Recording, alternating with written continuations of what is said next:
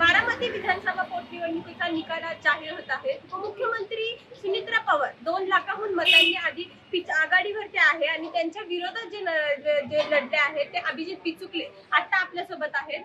दादा काय सांगा, 2 लाख मतांनी ते तुमच्या आघाडीवरती आहे, काय सांगा?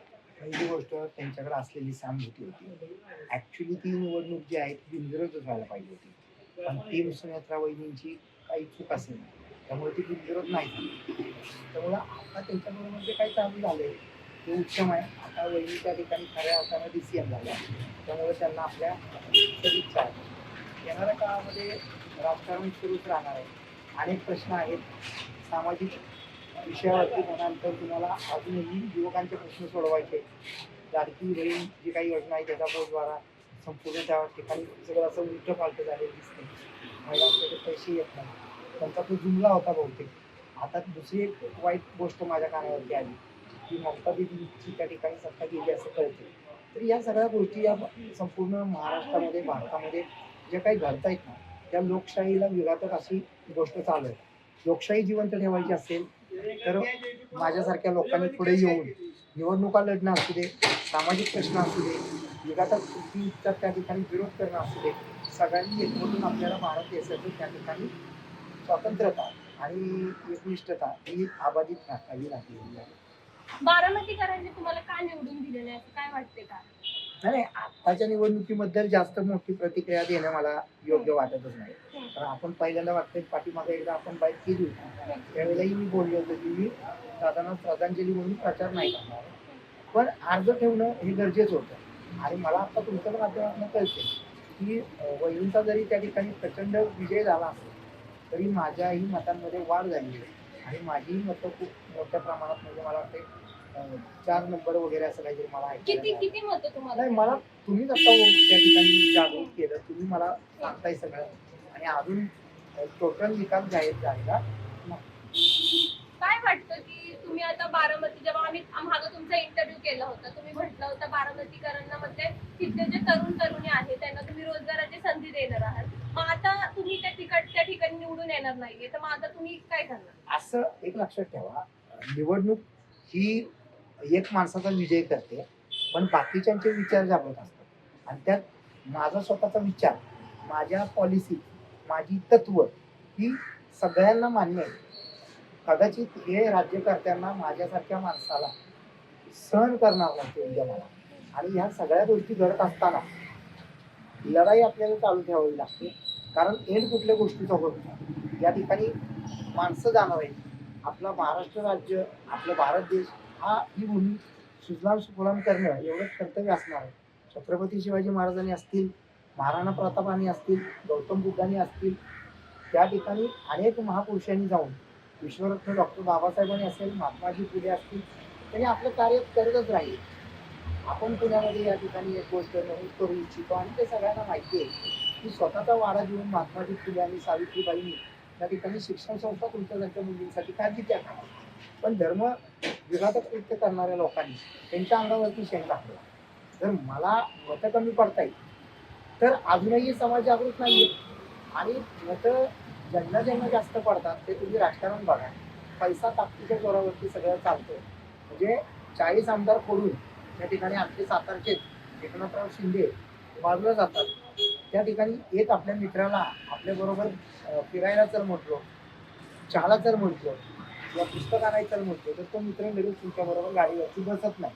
पण जर आमदार एक माणूस श्रद्धा ठाकरे एकनाथरावांच्या पक्ष सोडून त्यांच्या मागे गेला तर करोडो रुपयांची एक लढाई झालेली. आणि त्यावेळेला तिकडे आदित्य ठाकरेंनी एक वाक्य काढलं होतं, 50 खोके एकदम ओके.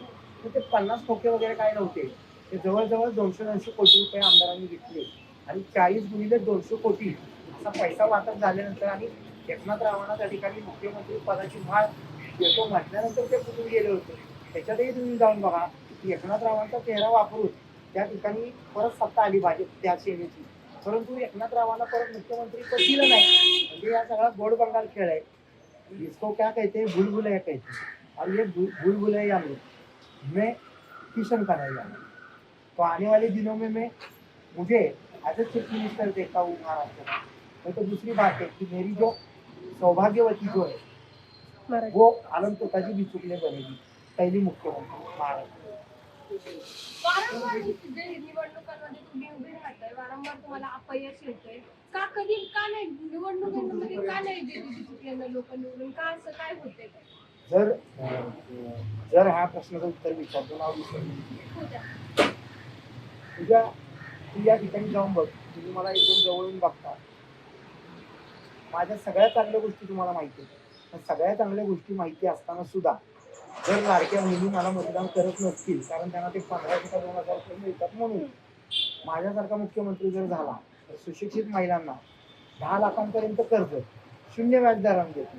कारण उद्योग व्यवसाय गोरगरीब महिलांना 2-2 लाख रुपयाच्या सबसिडी देऊ आपण.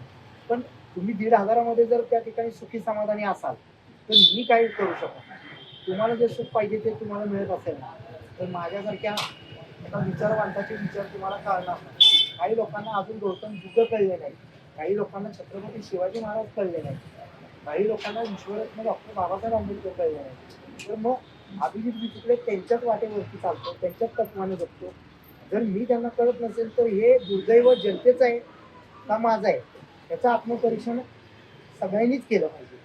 पत्रकारांनीही केलं पाहिजे, मीही केलं पाहिजे, समाजानेही केलं पाहिजे. या समाजामध्ये लोकशाही जर जिवंत ठेवायची असेल आणि जाती धर्मांना सोडून तुम्हाला राजकारण जर करायचं असेल तर माझ्याशिवाय दुसरा पर्याय संविधानवादी आणि हिंदुत्ववादी असं मिश्रणाचं नेतृत्व तुम्हाला मिळणार नाही. अभिजित बिचुकले सर, तुमचे जे ट्रोलर्स आहेत ते तुम्हाला वारंवार म्हणत आहेत सोशल मीडियावरती की तुम्ही निवडणुका हारत आहात, मग तुम्ही निवडणुका का लढताय असं त्यांच्याकडनं वारंवार टोलिंग होते. तो माझा प्रश्न आहे, मी काय करायचं? तुमच्या घरी आणलं नाही तरी तुम्ही सोशल मीडियावरती येताच नाही. तुम्हाला तुमचा खरा बाप कोण आहे हे तुमच्या आईला तुम्ही विचारलं नाही तरी येताच नाही. तर माझे आई वडील हे घरंदाज आहे, मी वारसा चालवतो, त्या गोष्टी आम्ही करतो. तुमच्यासारखं कुठल्या तरी माझ्या नकला करून काही लोक तिथं का आता बोललो असतो मी, जे माझी नक्कल करतात त्यांना एक प्रश्न मला जाहीररित्या विचारायचा आहे की माझे वडील तुमच्या घरी कधी आले होते तेव्हा तुम्ही माझ्या नावाची नक्कल करता. आता आपल्याला अभिजित बिचुकलेंना पुन्हा कधी निवडणुकीमध्ये पाहायला निवडणुकीमध्ये बघायचंय का चीफ मिनिस्टर म्हणून बघायचंय? आणि जर तू त्या ठिकाणी सुजाण नागरिक असतील तर तू सुद्धा त्या ठिकाणी अभिजित बिचुकलेंची पताका घेऊन जीवनामध्ये पुढे गेली पाहिजे, अशी यावेळी मी तुम्हाला सूचना करतो. तर उद्या तुमची पत्रकारिता सुद्धा हे नामुष्कीत काढू शकतील लोक सत्ताधीश. लक्षात ठेवा शब्द माझे. वेगळा प्रश्न, तुम्ही आता म्हणता की तुमचा एक चित्रपट येणार आहे, कोणता चित्रपट आहे, तो कधी येणार आहे? आता फक्त राजकीय आपण बोलत होतो, येणाऱ्या काळामध्ये नक्की तुमचा संपूर्ण मित्र परिवार जो आहे पत्रकार महाराष्ट्रातला भारतातला सगळ्यांना इन्व्हाइट करू आणि त्याबद्दल सविस्तर बोलू. आता आपण ते गोष्ट बोलणार नाही, सगळेच धमाका एकदम नको. तर हे होते अभिजित बिचुकले यांचा बारामती पोटसभा निवडणुकीमध्ये पराभव झालेला आहे. मात्र मी यापुढे देखील निवडणुका लढणार असा ठाम विश्वास त्यांनी व्यक्त केलेला आहे. पुण्याहून मी पूजा मालुसरे, न्यूज अनकट.